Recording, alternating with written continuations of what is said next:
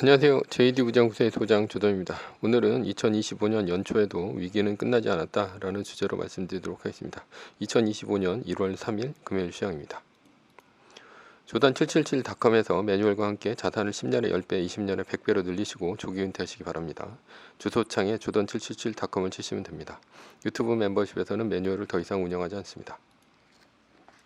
뉴욕 마켓워치 새해 첫 거래일 테슬라발 과매수 신호, 주가 떨어지고 달러 올랐다 라는 기사가 있는데요. 어제는 나스닥이 0.16%, S&P 500 지수가 0.22%, 다우존스 지수가 0.36% 떨어지면서 3대 지수 모두 하락했습니다. 메인 뉴스입니다. 2025년 연초에도 위기는 끝나지 않았다. 지난 연말의 하락은 미국 연기금의 210억 달러 리밸런싱 수요다.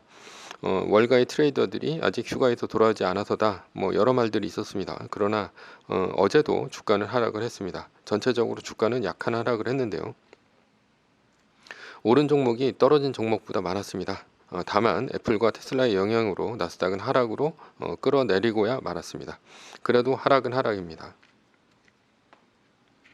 테슬라는 2023년 약 180만 대보다 2024년 판매가 178만 대로 2만 대가량 줄면서 실망스러운 실적이 테슬라를 6% 넘게 하락시켰습니다. 지난 5일 동안 무려 18%가 하락을 했고요. 테슬라의 리밸런싱을 적용했다면 큰 손해를 피했을 것입니다. 애플은 중국 시장의 아이폰 판매량이 줄면서 약 2.6% 하락했습니다. 이 두 주식이 크게 하락하며 나스닥에 발목을 잡았습니다.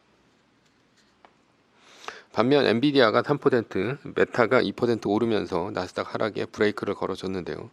엔비디아는 월가의 목표 주가 상향 때문에 올랐습니다. 결론입니다. 지난 연말에 하락이 완전히 끝났다고 보기에는 아직 이릅니다. 나스닥 하락의 폭이 확연히 줄었지만 아직 하락이 지속 중입니다. 나스닥은 5거래일 연속 하락 중입니다. 하락은 아직 끝나지 않았습니다. 하락은 매뉴얼로 해지하면 됩니다. 서브이슈입니다. 의미 있는 삶을 사는 방법. 시간이 살같이 지나갑니다. 어느새 돌아보면 한 해가 가고 새로운 한 해가 시작됩니다. 우리는 하루를 매일 반복하면서 살아갑니다. 우리의 삶을 분자 단위로 쪼개보면 식사, 잠, 오락, 일, 출퇴근, 운동 등으로 시간을 보냅니다. 우리가 삶을 영위하는데 쓰는 시간은 반드시 필요합니다. 첫째, 일하는데 가장 많은 시간을 쓰겠죠. 왜냐하면 일하지 않으면 먹고 살 수 없기 때문입니다.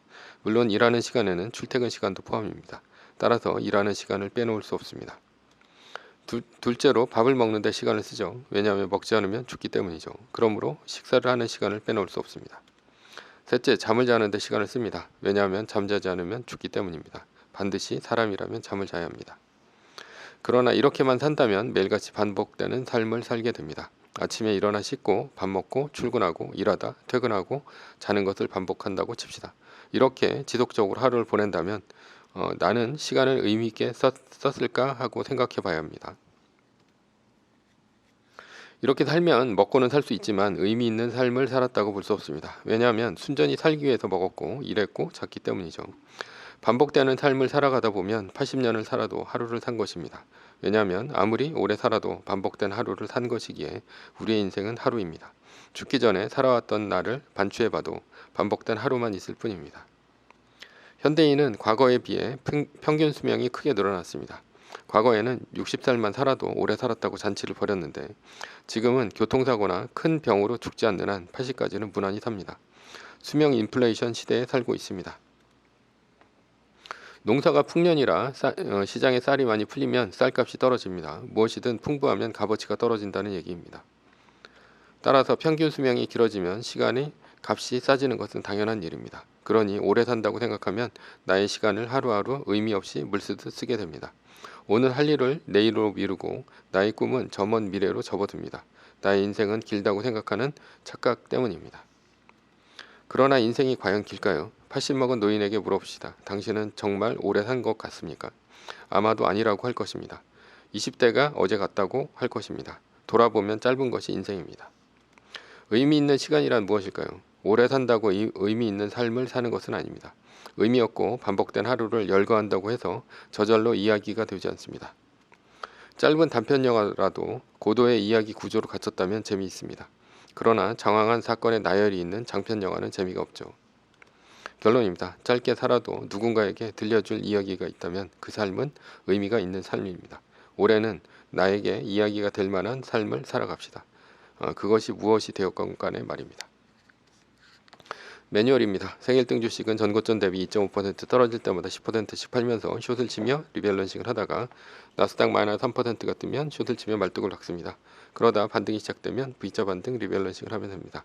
자세한 내용은 JD부장구소 인강 사이트에서 강의를 들으시면 됩니다. 전제는 세계 1등 주식은 우상향 합니다. 매뉴얼을 지키며 세계 1등에 투자하면 매년 25%의 복리로 10년간 10배, 20년간 100배로 재산을 불릴 수도 있습니다. 위의 상황은 매뉴얼일 뿐입니다. 따를 사람은 따르고 참고할 사람은 참고하시면 됩니다. 주식을 사고 파는 것에 대한 모든 책임과 이득은 본인에게 있습니다. 매뉴얼을 지키려면 머리를 쓰지 말고 머리를 쓰려면 매뉴얼을 지키지 맙시다. 오늘은 2025년 연초에도 위기는 끝나지 않았다라는 주제로 말씀드렸고요. 지금까지 JD부장구소의 소장 조던이었습니다. 지금까지 들어주셔서 감사합니다.